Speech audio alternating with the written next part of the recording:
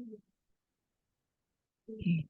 Assalamualaikum warahmatullahi wabarakatuh. Selamat siang rekan-rekan mahasiswa. Dalam video pembelajaran kita hari ini, saya akan membahas materi terkait jenis-jenis dari kompensasi, di mana yang akan dibahas untuk jenis kompensasi di sini adalah kompensasi finansial dan juga kompensasi non-finansial.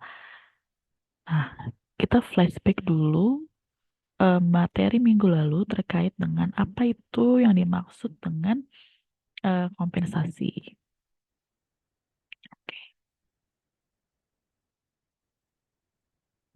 next, gimana nih nextnya?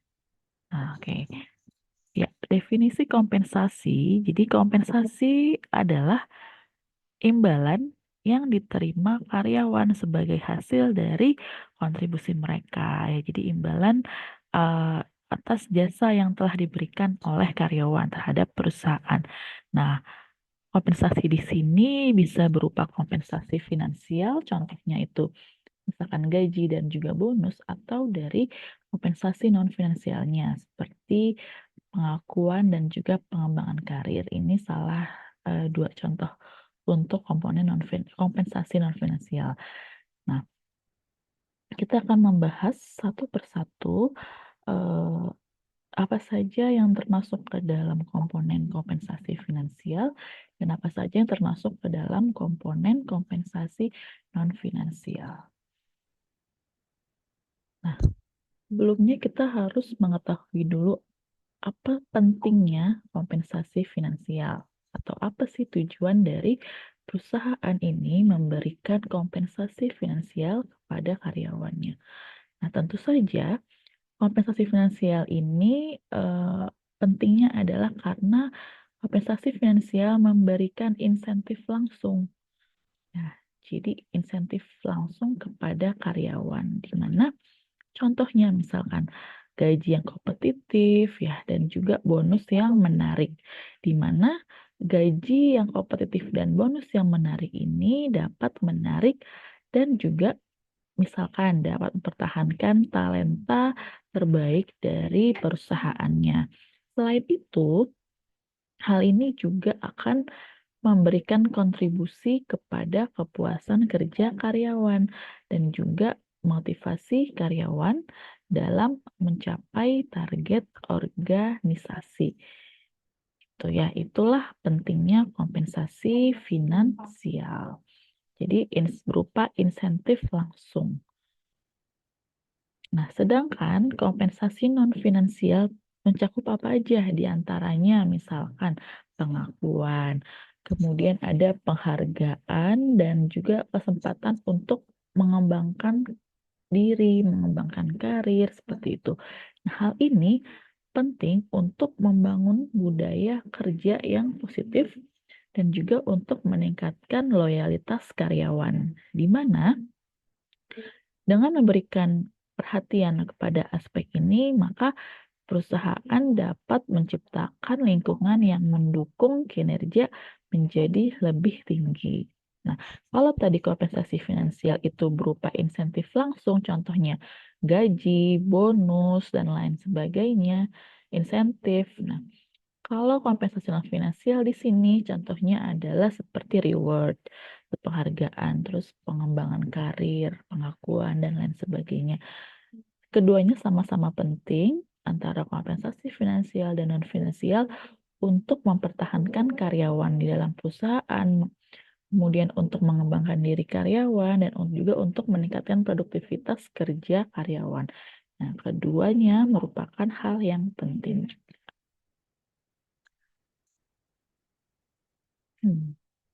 Oke.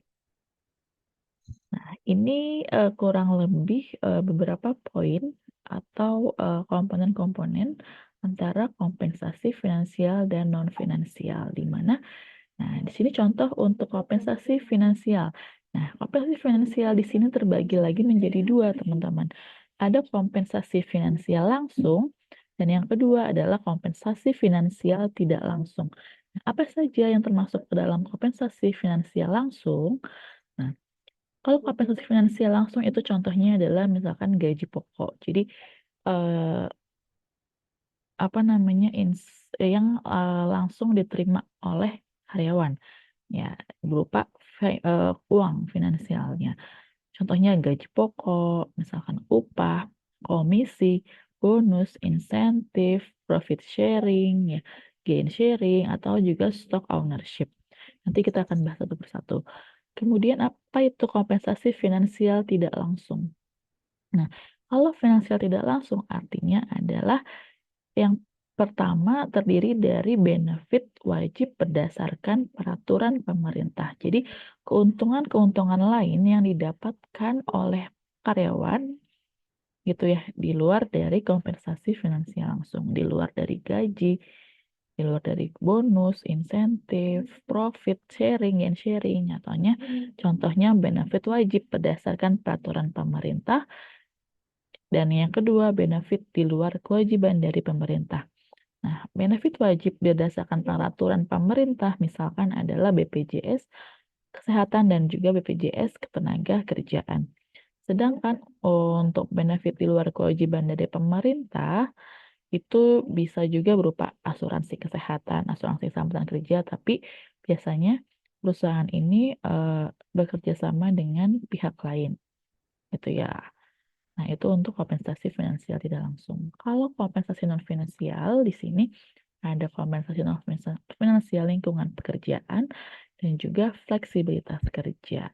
Nah, kalau dalam lingkungan pekerjaan yang dimaksud dari kompensasi non finansial ini contohnya misalkan jabatan atau promosi jabatan. Kemudian pekerjaan yang menyenangkan, pekerjaan yang menantang, terus kondusivitas dari kondisi kantor, misalkan baik, dan juga kondisi kantor yang nyaman, kemudian apresiasi dari perusahaan.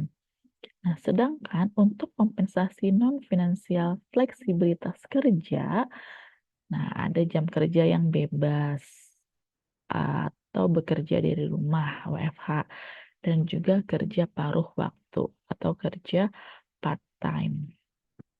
Nah, ini contoh dari kompensasi finansial dan kompensasi non-finansial.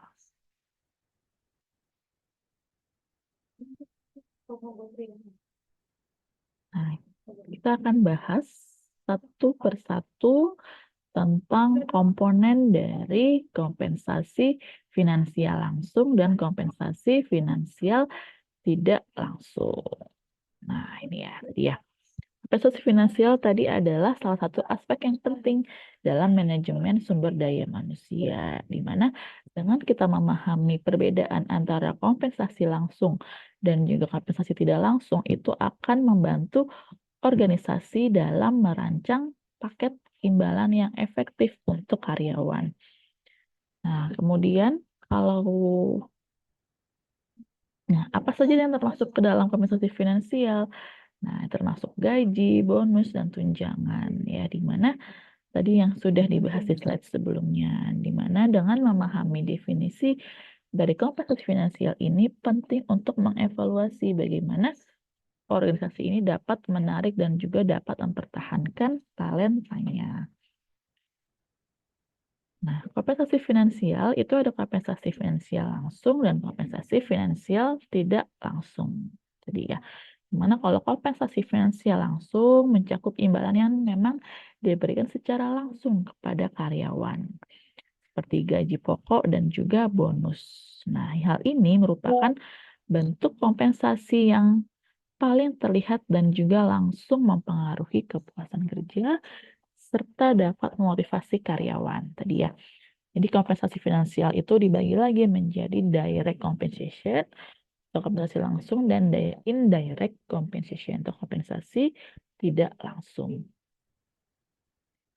Nah, apa saja yang termasuk ke dalam komponen kompensasi finansial langsung? Tadi yang pertama kita sebutkan ada gaji pokok. Nah, apa itu gaji pokok? Nah, gaji pokok adalah jumlah tetap yang dibayarkan kepada karyawan secara reguler. Nah, secara reguler ini biasanya bulanan atau mingguan. Jadi ada pekerja yang memang dibayarnya per bulan atau juga ada yang per minggu berdasarkan posisi, keterampilan, pengalaman, dan tanggung jawab karyawan. Nah, di mana gaji pokok ini tidak bergantung kepada performa individu ataupun perusahaan. Dan memang gaji pokok ini sudah ditetapkan oleh perusahaan. Lalu yang kedua ada upah. Nah, upah adalah kompensasi yang dibayarkan berdasarkan jumlah jam kerja atau hasil kerja yang diselesaikan, di mana biasanya upah lebih sering digunakan untuk pekerja harian ataupun pekerja manual.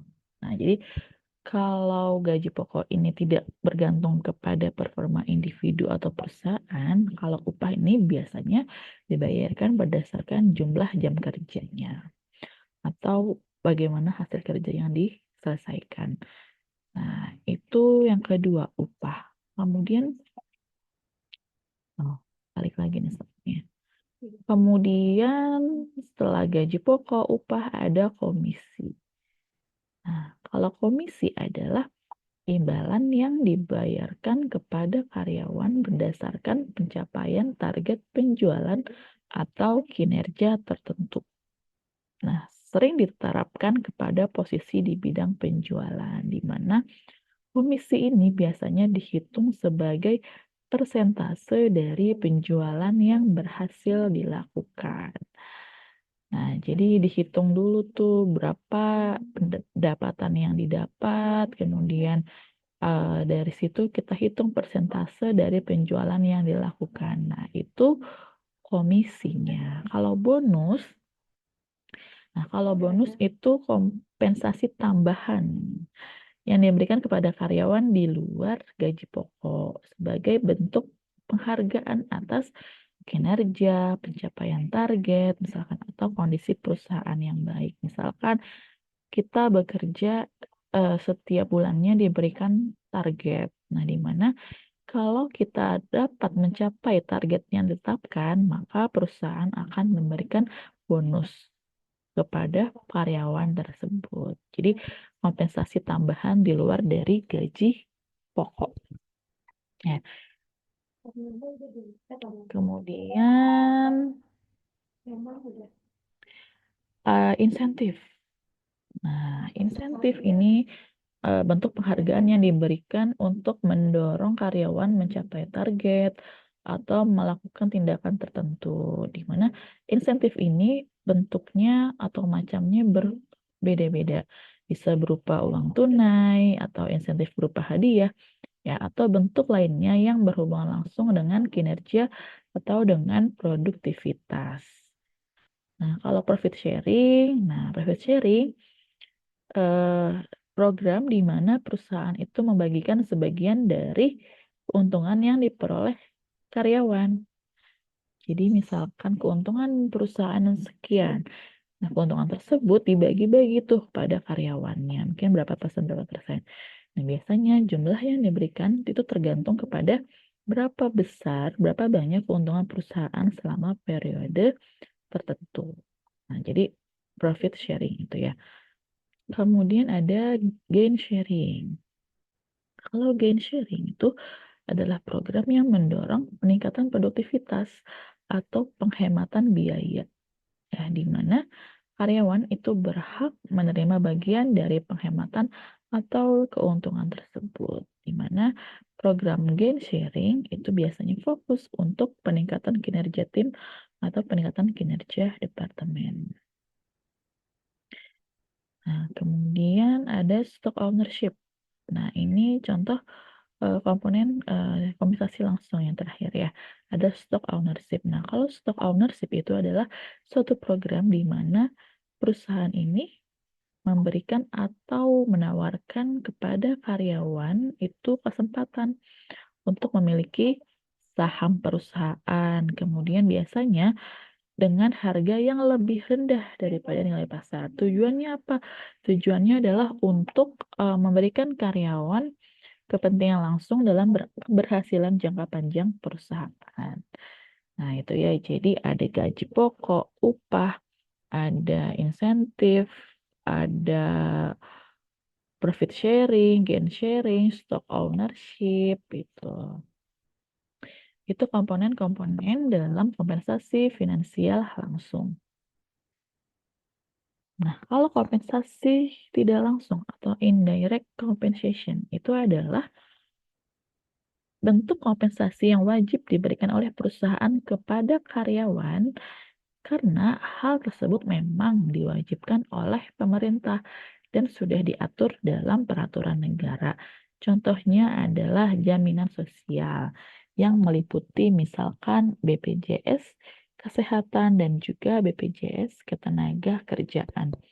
Di mana yang perlu teman-teman ketahui bahwa perusahaan yang sudah mempunyai tenaga kerja lebih dari 9 orang, jadi kalau yang perusahaan yang punya tenaga kerjanya 10 orang, 11, 12, atau yang memberikan upah paling sedikit 1 juta per bulan, itu wajib mendaftarkan tenaga kerjanya dalam BPJS Kesehatan dan juga BPJS Ketenagakerjaan. Hal ini telah diatur di dalam Peraturan Pemerintah Nomor 84 Tahun 2013. Itu ya. Jadi eh, benefit yang diwajibkan oleh pemerintah yaitu jaminan sosial berupa BPJS Kesehatan dan juga BPJS Ketenagakerjaan. Nah, ini harus sudah didaftarkan oleh perusahaan di mana yang sudah mempunyai tenaga kerja lebih dari 9 orang atau sedikit-sedikitnya telah memberikan upah 1 juta per bulan.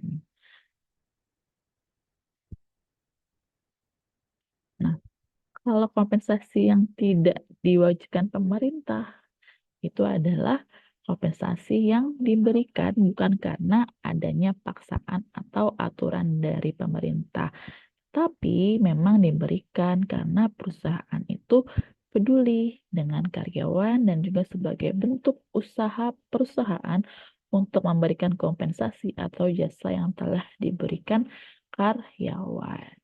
Nah, itu yang di luar dari kewajiban pemerintah. Nah, contohnya misalkan asuransi kesehatan, asuransi jiwa dan kecelakaan, dana pensiun, cuti dibayar atau paid leave ya. Kemudian employee service, workplace flexibility gitu ya. Coba kita bahas satu persatu. Nah, yang pertama sama sepertinya asuransi kesehatan di mana asuransi kesehatan ini manfaat yang disediakan oleh perusahaan untuk membantu karyawan membayar biaya perawatan medis, baik untuk rawat jalan maupun rawat inap. Nah, hal ini mencakup perlindungan terhadap biaya konsultasi dokter, obat-obatan, operasi, atau rawat inap, di mana asuransi ini seringkali juga meliputi anggota keluarga karyawan. Nah, jadi asuransi kesehatan di sini di luar dari BPJS Kesehatan. Biasanya ini contohnya adalah dia perusahaan ini melakukan kerjasama dengan perusahaan yang bergerak di bidang asuransi kesehatan. Contohnya misalkan seperti ada Prudential kah atau ada Allianz dan lain sebagainya ya contoh-contoh perusahaan asuransi lainnya. Dan asuransi kesehatan ada juga asuransi jiwa dan kecelakaan. Nah, kalau asuransi jiwa dan kecelakaan ini memberikan perlindungan finansial kepada keluarga karyawan jika terjadi kematian atau kecelakaan yang mengakibatkan cacat. Ya, manfaat ini memberikan jaminan bahwa ada kompensasi finansial yang diterima ahli waris karyawan dalam situasi yang tidak diinginkan. Nah, jadi ini untuk seluruh keluarga dari karyawan, tapi biasanya sih anak, suami atau istri dan anak. Nah, kalau di ASN itu maksimal yang ditanggung pemerintah itu adalah 2 orang anak. Kalau lebih dari 2 orang itu tidak diganti, lebih dari 2 orang itu tidak ditanggung oleh pemerintah ya. Kemudian ada dana pensiun. Nah, di mana perusahaan ini menyisihkan dana pensiun untuk karyawan yang akan digunakan setelah karyawan pensiun dari pekerjaannya. Nah, jadi program ini memastikan karyawan akan memiliki jaminan finansial setelah tidak lagi aktif bekerja, tapi tergantung juga dari programnya, gitu ya. Jadi bisa berasal dari perusahaan, karyawan, atau kombinasi keduanya. Nah, kalau untuk ASN, misalkan ada yang dana pensiunnya itu eh, tidak diberikan semuanya. Artinya setelah dia pensiun, diberikan per bulan. Ya, jadi setelah pensiun dia per bulan masih tetap akan mendapatkan gaji.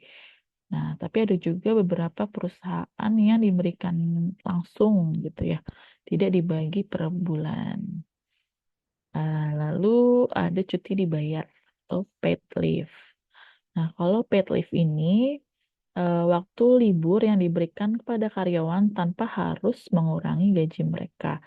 Jadi, walaupun mereka cuti, nah itu eh, tidak akan mengurangi gajinya. Nah, biasanya itu dalam 1 tahun itu karyawan bisa mempunyai jatah cuti itu sebanyak 12 kali. Gitu ya. Ini mencakup cuti tahunan, cuti sakit, bisa cuti melahirkan, atau cuti lainnya. Nah, jadi cuti melahirkan itu tidak dikurangi gajinya, gitu. Cuti sakit dan cuti tahunan itu tidak akan mengurangi gaji mereka.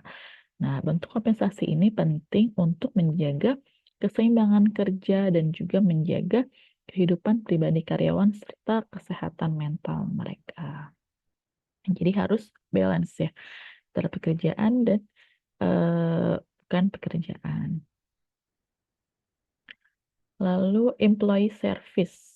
Nah, kalau employee service ini adalah layanan tambahan yang disediakan perusahaan untuk karyawan ya, seperti program konseling, bantuan hukum, diskon untuk produk jasa tertentu, atau program kesejahteraan karyawan, di mana tujuannya itu untuk membantu karyawan dalam berbagai aspek kehidupan pribadi dan juga kehidupan profesional mereka. Lalu workplace flexibility. Nah, kalau workplace flexibility ini adalah fleksibilitas tempat kerja, di mana fleksibilitas ini memungkinkan karyawan bekerja dengan jadwal atau lokasi yang lebih fleksibel. Jadi dia tidak ada, misalkan perusahaan itu hanya menetapkan 1 hari itu 8 jam kerja, tapi tidak ditetapkan tuh mereka harus masuk jam berapa, eh, jadi eh, pulang jam berapa. Misalkan kebanyakan kan apalagi kalau ASN atau PNS itu pasti kan ditetapkan tuh waktunya. Nah, 9 to 5 atau 8 sampai jam 4 gitu ya. Kalau 8 jam kerja. Nah, kalau perusahaan yang mengikuti workplace flexibility itu ya yang penting si pekerja itu memenuhi 8 jam kerja. Entah dia masuk jam 11, berarti artinya kalau dia datang jam 11, pulangnya jam 7 malam ya. Jadi sementing 8 jam kerja. Jadi jam kerja yang fleksibel atau flex time. Kemudian contohnya juga eh, jarak jauh atau pekerja yang memang bisa dilakukan dalam jarak jauh, remote work, atau hybrid. Ya, jadi gabungan antara bekerja di kantor dan juga bekerja dari rumah. Nah, bentuk fleksibilitas ini membantu karyawan menyeimbangkan kebutuhan profesional dan juga pribadi. Dan juga contohnya work from home gitu ya. Kalau untuk dosen sendiri juga kita diberikan kita untuk work from home itu dalam 1 bulan 8 kali. Jadi itu juga membantu untuk karyawan supaya dapat menyeimbangkan kebutuhan profesionalnya dan juga kebutuhan pribadinya. Jadi hal ini juga perlu diterapkan di setiap organisasi atau di setiap perusahaan. Nah, apa sih perbedaan utama dari kompensasi langsung dan kompensasi tidak langsung? Nah, perbedaan utamanya itu terletak dari bagaimana cara imbalan yang diberikan. Ya, kalau kompensasi langsung itu lebih mudah diukur, lebih mudah dikelola, sedangkan kalau tidak langsung itu lebih kompleks dan biasanya lebih bervariasi, gitu ya. Nah, kelebihan dari kompensasi langsung. Nah, salah satu kelebihannya adalah adanya transparansi, yaitu karena sudah ditetapkan biasanya. Karena karyawan itu pasti akan tahu persis berapa yang akan mereka terima setiap bulannya. Hal ini juga berfungsi untuk memotivasi karyawan supaya bekerja lebih giat sehingga akan mencapai target kinerjanya, dan juga untuk meningkatkan produktivitasnya. Tuh, itu salah satu kelebihan dari kompensasi langsung. Nah, kalau kelebihan kompensasi tidak langsung, nah itu yang pertama untuk meningkatkan loyalitas karyawan. Nah, jadi dengan adanya kompensasi tidak langsung, itu dapat meningkatkan loyalitas karyawan dan juga dapat menciptakan lingkungan kerja yang lebih positif. Gitu ya, di mana contohnya ada manfaat seperti tadi asuransi dan juga cuti dibayar tadi ya. Itu hal itu memperlihatkan bahwa adanya kepedulian perusahaan terhadap kesejahteraan karyawannya. Nah, bagaimana menetapkan strategi kompensasi yang efektif? Nah, untuk mengembangkan strategi kompensasi yang efektif, maka diperlukan pemahaman mendalam tentang kebutuhan karyawan, di mana perusahaan juga perlu melakukan analisis pasar untuk memastikan bahwa eh, tawaran atas kompensasi yang diberikan itu sudah kompetitif dan juga sudah sesuai dengan harapan karyawan. Hal ini akan membantu dalam menarik dan mempertahankan talenta tadi ya, talenta dari perusahaan itu. Nah, apa sih dampak kepada karyawannya atas pemberian kompensasi langsung dan tidak langsung? Nah, dampak kepada karyawannya adalah dapat menciptakan kepuasan kerja yang lebih tinggi, tentu ya. Kepuasan kerja lebih tinggi, produktivitas, motivasi, gitu ya. Karena karyawan yang merasa dihargai itu cenderung akan lebih produktif dan juga lebih berkomitmen terhadap organisasinya. Nah, organisasi perlu merancang strategi pengelolaan kompensasi yang seimbang. Nah, termasuk mengevaluasi kebutuhan karyawan dan juga kondisi pasar untuk memastikan bahwa memang kompensasinya menarik dan juga kompetitif. Jadi tetap harus dilakukan evaluasi, entah itu per semester, per 3 bulan, atau per bulan oleh perusahaan untuk mengevaluasi apakah kompensasi yang sudah diberikan ini eh, sudah memenuhi kebutuhan karyawan dan juga sudah memenuhi kondisi pasar. Nah, itu strategi pengelolaan harus diperhatikan oleh perusahaan.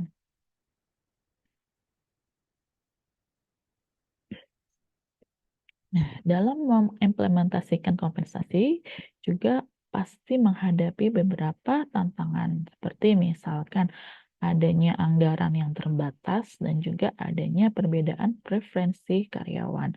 Nah, pasti setiap karyawan itu mempunyai anggapan, mempunyai preferensi yang berbeda-beda. Nah, maka penting untuk dilakukan survei untuk memahami apa sih yang paling dihargai oleh karyawan. Nah, itu tadi dalam mengevaluasi kompensasi tersebut bisa dilakukan salah satunya adalah dengan memberikan survei-survei. Survei yang diberikan kepada karyawan untuk mengevaluasi kira-kira apakah kompensasi yang diberikan itu sudah memenuhi kebutuhan mereka atau belum. Nah, kalau tren terkini, saat ini mungkin juga semenjak adanya pandemi COVID gitu ya, yang mengakibatkan kita untuk eh, bekerja dari rumah atau work from home. Maka banyak perusahaan sekarang yang mulai mengadopsi tren tersebut, seperti tadi fleksibilitas kerja dan juga program kesejahteraan lainnya.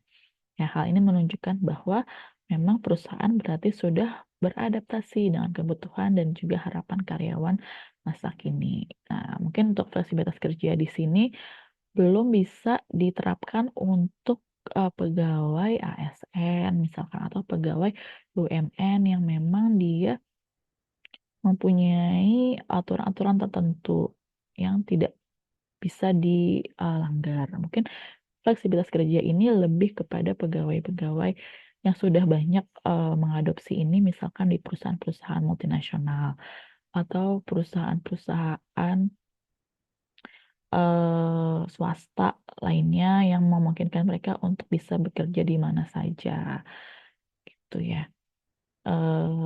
Itu untuk tren terkini dalam kompensasi finansial dan kompensasi non finansial. Nah, mungkin itu untuk pembahasan dari materi video pembelajaran tentang jenis-jenis kompensasi. Eh, Lebih kurangnya mohon maaf. Sampai ketemu di materi selanjutnya. Assalamualaikum warahmatullahi wabarakatuh.